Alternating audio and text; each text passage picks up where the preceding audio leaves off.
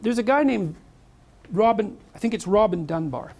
And one of the things that Dunbar has done is do a very in detailed correlation analysis of cortical expansion and group size.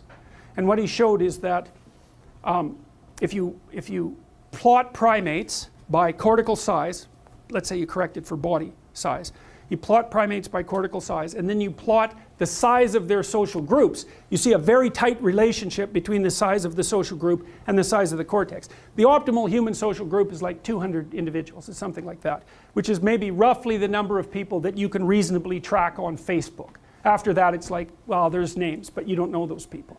You're not capable of tracking social dynamics that are any more complex than that, partly because you have other problems to solve. And so one of the things that has been observed is that human groups tend to fractionate if they start to exceed 200. And maybe that's partly because you can't keep track of the complexity, but there's another constraint, which is you want your group to be big enough so that it protects you. But you want it to be small enough so that you can climb to the top.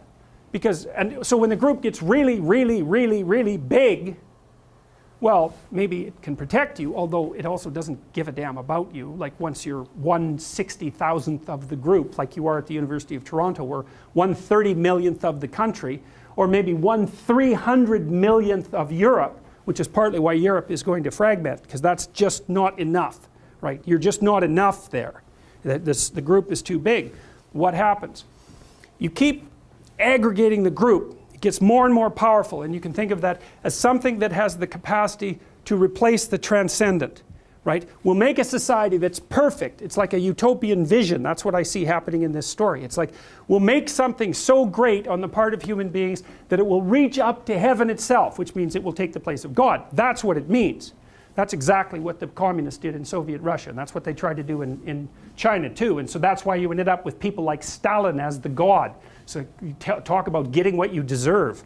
So anyways, so you build these monolithic enterprises. Let's call them state enterprises. And the idea there is that the state, the hyper-organized and all-inclusive state can bring about utopia. That's what it means to reach to heaven.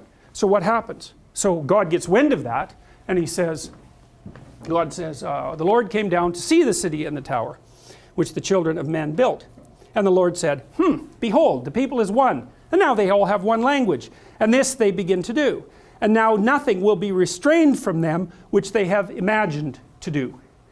Go to, let us go down, and therefore confound their language, that they may not understand one another's speech. Well, it's interesting, because it's sort of, the story kind of portrays it as jealousy on God's part, right? It's like, oh, these human beings, they're building so magnificently that they're starting to challenge my dominion.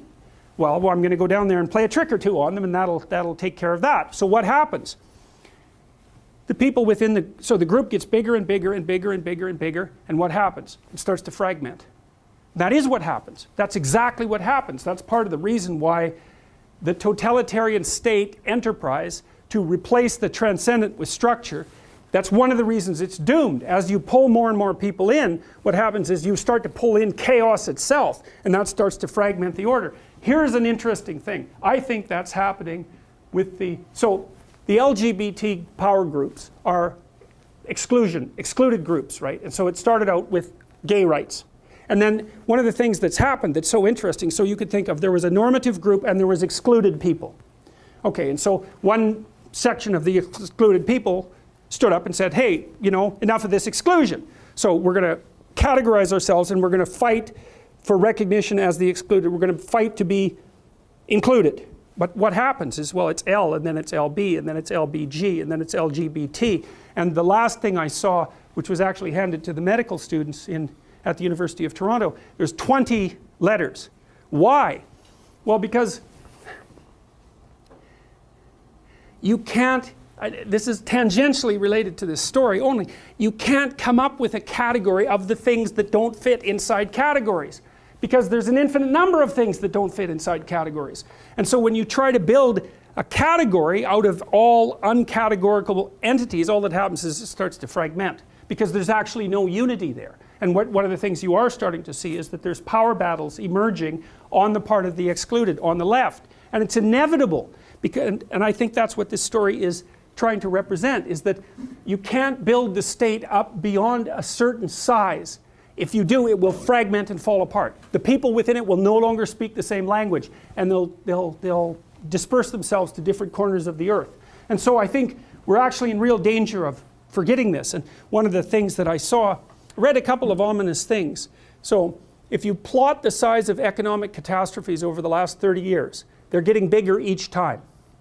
So that's scary. Now, part of that is because the world economy is getting bigger, and so maybe you have to control for that. But the magnitude of the chaos has been increasing with each collapse. Okay.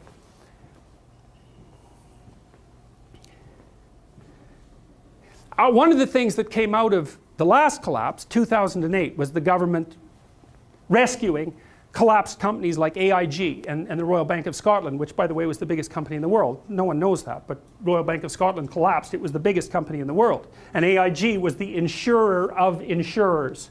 And so it collapsed too. They were rescued by the government, and maybe fair enough. But one of the motifs that came out of that was the idea of too big to fail. Well, this story says, wait a second. It says, too big means definite failure. It means inevitable failure. And that strikes me as highly probable. Is that there's a warning in this story, although it's a bare story, right? It's only 4 or 5 lines. It's just the outlines.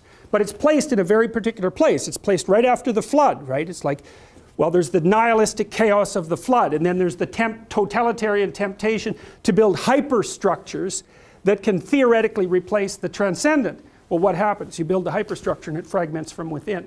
And then people don't speak the same language, and they distribute themselves sort of chaotically on the surface of the earth. So